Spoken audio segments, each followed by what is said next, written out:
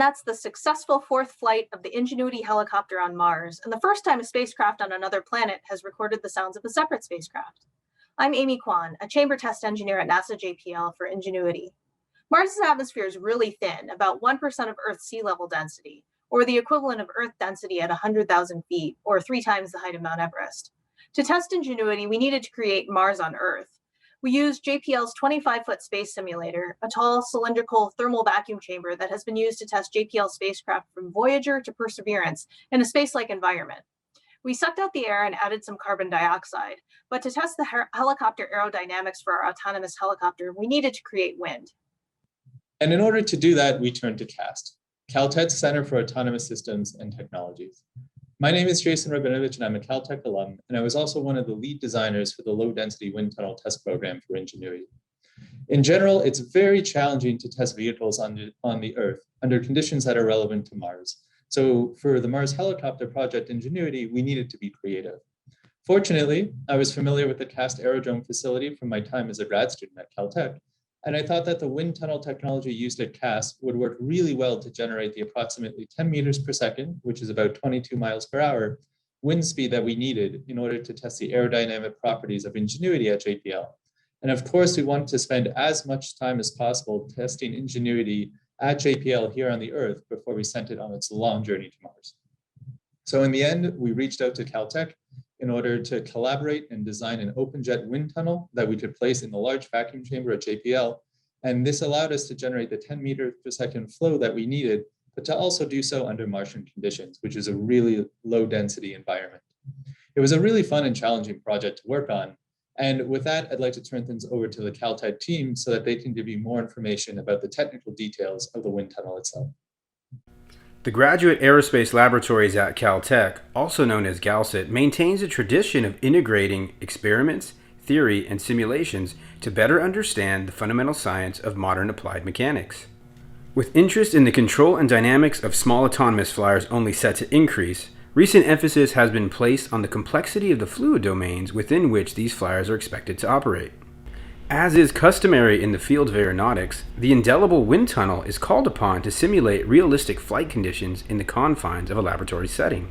In this way, systematic science can be carried out, but the vehicles of interest here serve a fundamentally different mission profile than their much more massive and functionally faster airplane and helicopter counterparts. These vehicles, which are nearly always autonomous, are designed to explore and scout areas that are otherwise inaccessible to human-piloted aircraft. Experiments such as these take place within CAST. The Center for Autonomous Systems and Technologies is a relatively new test facility here at Caltech where graduate students, undergrads, and researchers of all kinds use elements of the real world to more accurately model the complex realities of environments of interest.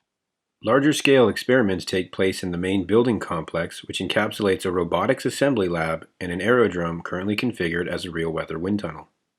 We seek to create test environments that are both challenging yet representative of the situations we expect emerging technologies and autonomous systems to navigate and negotiate. To test scenarios such as these, a new type of wind tunnel is required. A subsystem element of the real weather wind tunnel that conceptually provides the wind, turbulence, and vorticity generation of the base environment is enabled through fan array wind tunnel technologies. As the name implies, multi-fan arrays leverage many discrete, individually addressable fan units to create messy, everyday air, for example, to choreograph gentle breezes, puffs of wind, or bursts here or there that you may observe with regularity while, say, sitting at a park bench. Because small UAVs are subject to the throes of shifting winds, local dynamic fluid events play an ever-important role in vehicle performance when flying near the surface.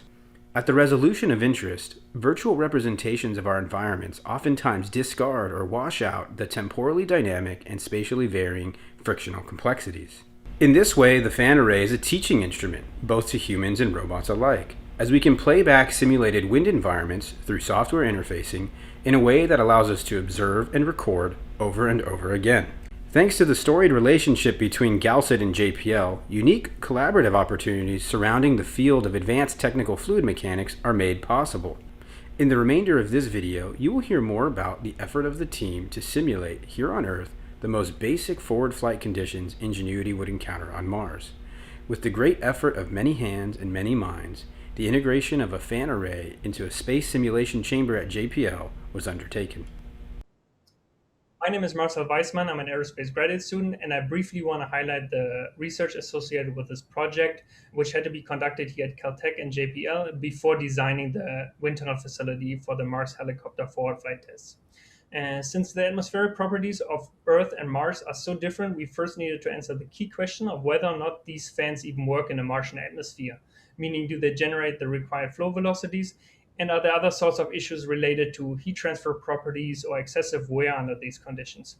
And for this, we initially performed a subscale test campaign where we placed individual fan units in small low-density test chambers to evaluate their performance.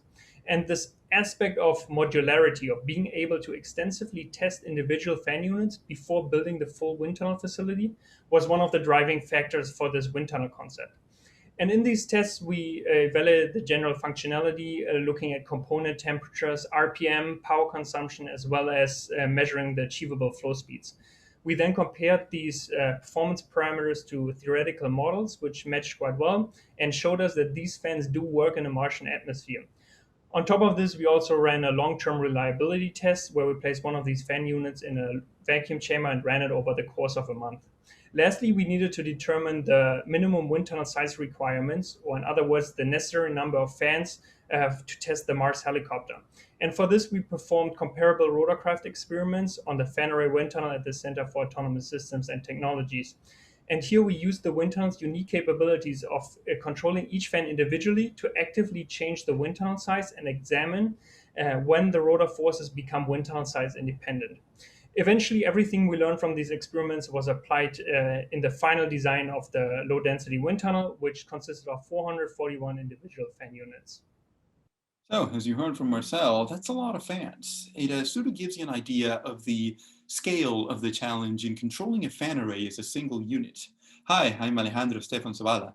I'm a grad student over at Galcit, and back in 2018, I wrote the code that ran in the fan array used in the Ingenuity chamber tests.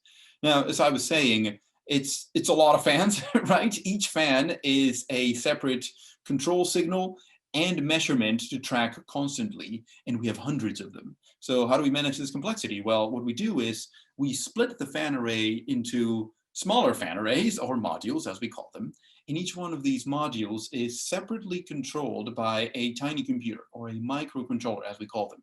Now, these tiny computers come together in a computer network where they connect to a master computer that a human operates. And our software's job is to run in all of these devices, the master computer and the microcontrollers, and put everything together to abstract away the fan array as a single tool as far as the human operator is concerned. Now, that's a lot to do on its own, but then for Ingenuity, we had the extra challenge of the test chamber itself.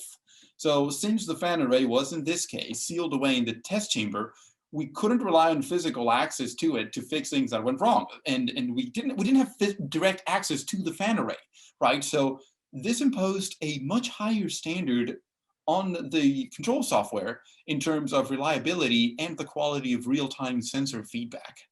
Now that was a lot, like I said, but hey, it worked.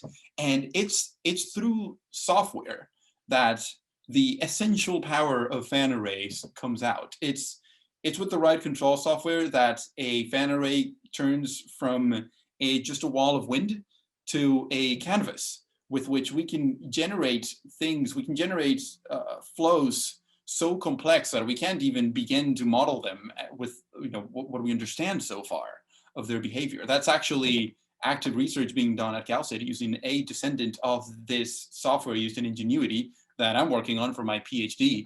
And that takes me to my last point, which is that if you're a student and any of this sounds exciting, know that I did this work for Ingenuity back in 2018 as an undergrad in community college through Galcit's Aerospace Mentorship Program.